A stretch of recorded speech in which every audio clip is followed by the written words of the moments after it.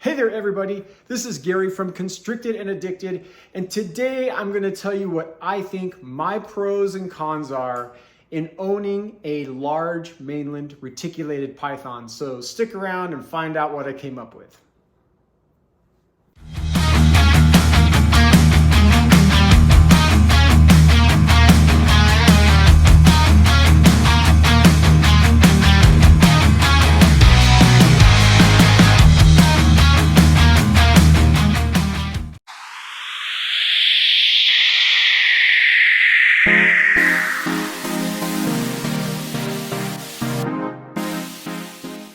So I was thinking about a list of pros and cons to owning a mainland reticulated python. And one of the things that I think about is that that's my list. You know, what do I feel the pros and the cons are to owning a large mainland reticulated python? And I often think that as a prerequisite to owning a reticulated python, that people should actually own a large one first. Bring that animal home, have to buy an enclosure for it, all the heating and all its accessories so they can really see what they are getting into. And then once they have that all set up, the sheer size of the animal, the handling of the animal, everything else that comes with owning a large retic. And I think it'd be a good way to discourage people that shouldn't be buying retics in the first place. So what better thing to do than to come up with a list of pros and cons for new retic owners if you're looking to get a mainland reticulated python. And I think one of the first cons is obviously the reticulated python size. A mainland reticulated python can get very large. The reticulated python is the longest snake in the world. So within the first 3 years of that snake's life, if you have a female, you could end up with a 12-foot snake, and it's all genes. It's all depends on the lineage of that snake. Reticulated pythons do most of their growing in their first 5 years. So before you know it, you could have a 13 to 14, even longer a foot snake on your hands. And that can be a huge turnoff to people. You know, people have that large of a snake, and then they start to think, what am I going to do with it? Typically, if you have a snake that large, you shouldn't be handling it by yourself. You should have two people around. Sometimes, just because of the sheer weight of the animal, you need two people to support it to get it in and out of the enclosure. Once it's wrapped around one person at least, the second person should be there if anything should happen to go wrong. So the sheer size of a reticulated python, male or female, to me is a huge con, only because typically it takes two people, once they get full grown, to handle these animals. My second con kind of rides off what we were just talking about, and that is handling a large reticulated python. Once you get to about 11 feet, you really shouldn't handle a reticulated python by yourself. When the snake gets that long, you should have two people to support it, to get it in and out of the enclosure. And then once it's out of the enclosure, kind of like what Ruby's doing right now, it would just basically wrap around you. But you do want to have a second person in sight so that if something does go wrong, you have help. You can get somebody involved and get the help and assistance that you need should something happen with an 11-foot snake or larger. So to me, that's kind of a con. You don't have that issue with a boa constrictor. They usually stay within, between 6 and 8 feet long. So with a reticulated python, that's a little different. You have to be a little bit more aware of what they're doing, especially when they're larger. They get into things very quickly. One of the things that I've experienced is like a chair, for instance, that has rungs in it. And if I'm not paying attention and my snake gets into those rungs, you can't just pull it out. So now you've got to wait for that snake to either force itself all the way through or it backs itself out. So when you have a larger snake, you really have to be aware of where it is, what it's doing, what it's getting into. And it's just so much more of a focus factor than with a boa constrictor or any other smaller size snake. Before I go into my next con, so to say, I'd like to show you Ruby. Ruby is my 25% Calatoa.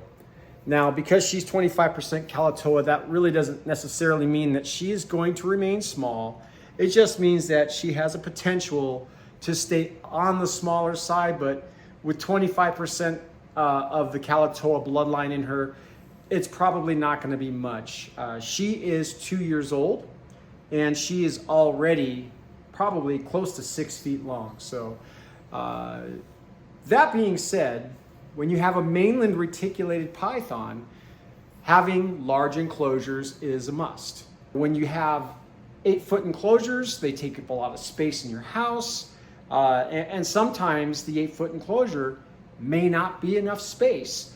For me, as you can see, Emma is right here in that hide, and she's 12 feet long. She coils up very, very comfortably in that hide. So as for me right now, the 8-foot enclosure works, and I'll keep her in an 8-foot enclosure until something tells me that she needs to be in a larger enclosure.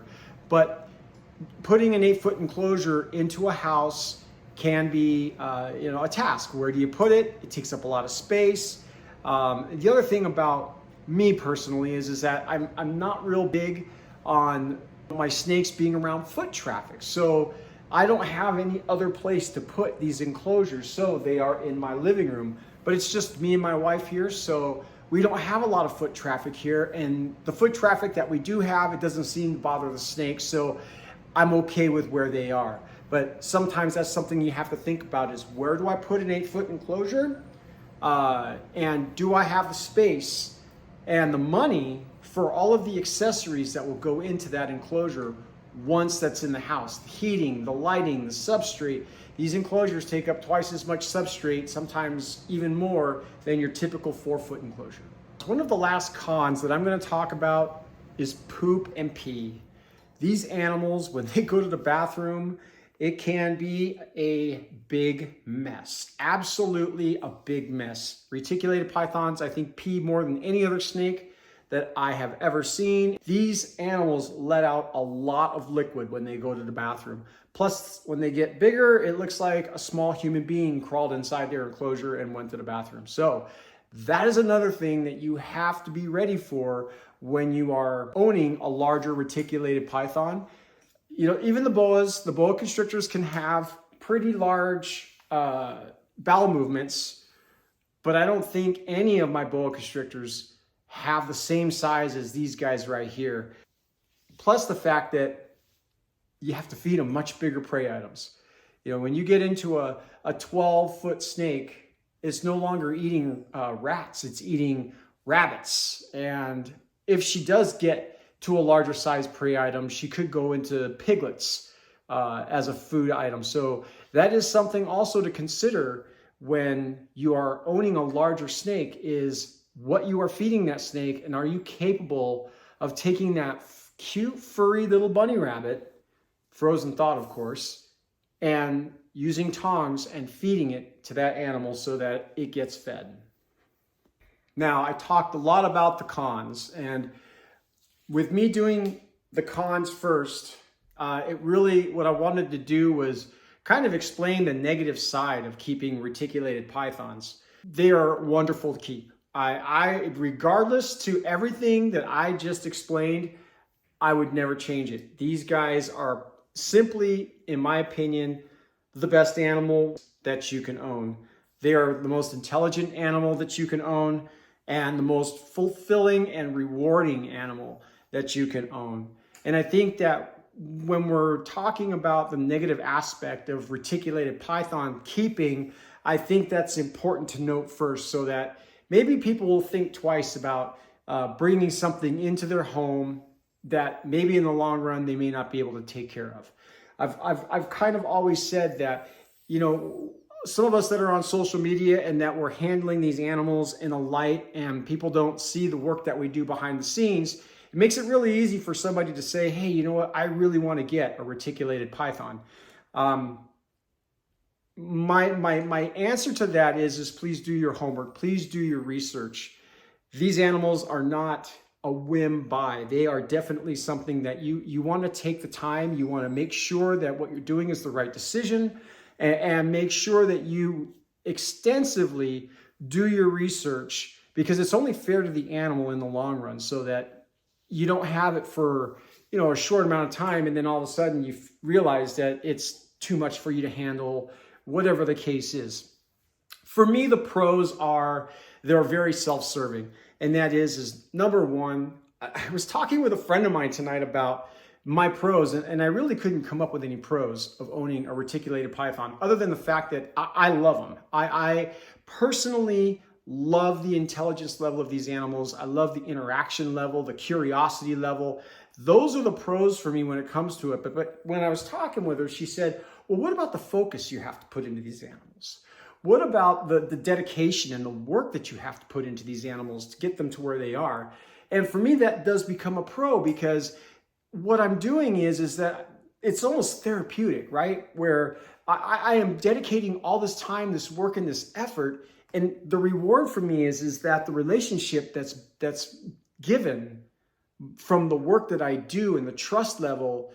And it's funny is that I don't have the same trust level, and I don't have the same relationship, so to say, with my boa constrictors. My boas are very wonderful animals, do not get me wrong, but there's something about the relationship with reticulated python that is just way different to me than the relationship with my boa constrictors.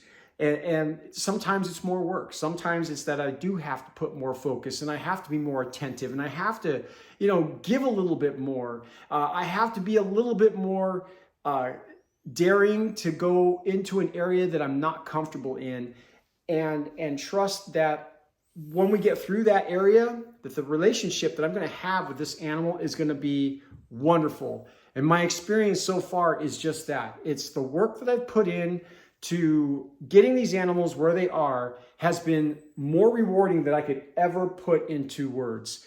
The other thing is that, and this is where I think the self-serving thing came in, is that I'm a big fan of big snakes. There's something about having a very large animal that potentially is stronger than you. It could potentially harm you, but you've gained that trust and you've gained that respect, and that animal is basically trusting in you, and it's wrapped around you, and it's 100% trusting in you.